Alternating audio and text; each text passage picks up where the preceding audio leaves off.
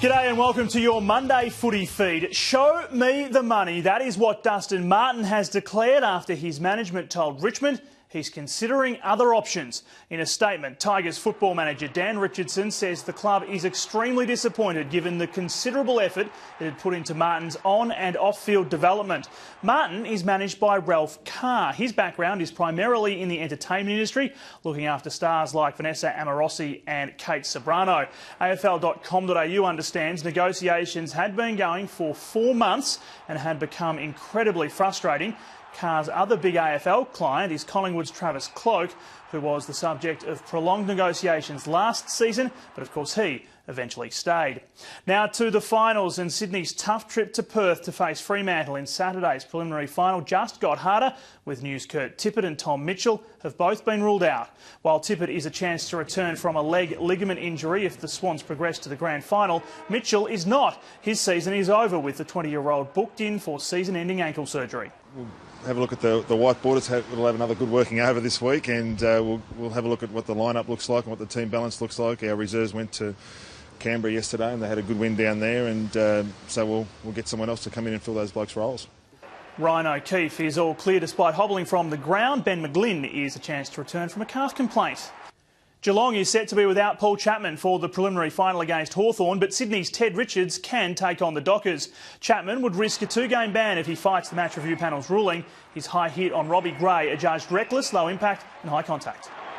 Yeah, more likely to be judged reckless with those sort of incidents, because we think that you should know by jumping up into the air like that, when bumping like that, a shoulder can contact the head.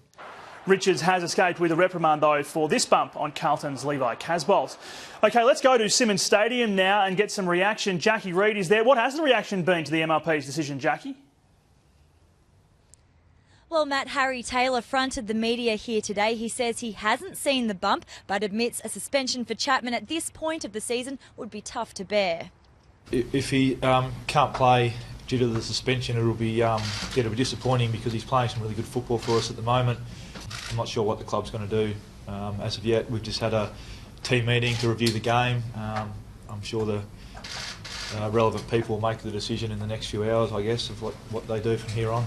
Cats fans have been blessed with plenty of finals footy over the last few years. Harry Taylor is getting set for his 16th finals appearance, but while everyone else gets excited about the next instalment of the Kennett curse, Taylor is keeping his head down. During the finals, I'm pretty careful. I don't sort of read the paper much during the season at all, but during the finals, no paper, no TV, basically. How do you avoid it? Well, it's pretty easy when you've sort of got kids. You get home and they take up a fair bit of my attention, especially around that 5 to 7 time when the news is on and whatnot. They're trying to get bathed and showered and eat their dinner. So the jury's still out on whether Corey Enright will be past fit to play. He was still icing that knee today. Josh Caddy was cited running laps. He's the likely replacement should Chapman be forced to serve that 1-match suspension. Matt.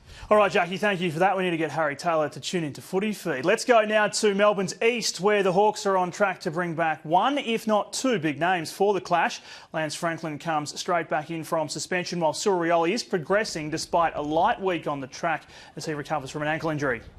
Yeah, Junior will train this week, so we've got our main training session later in the week. So he ran on Friday, put up pretty good from that, so we're keen for him to train on Tuesday.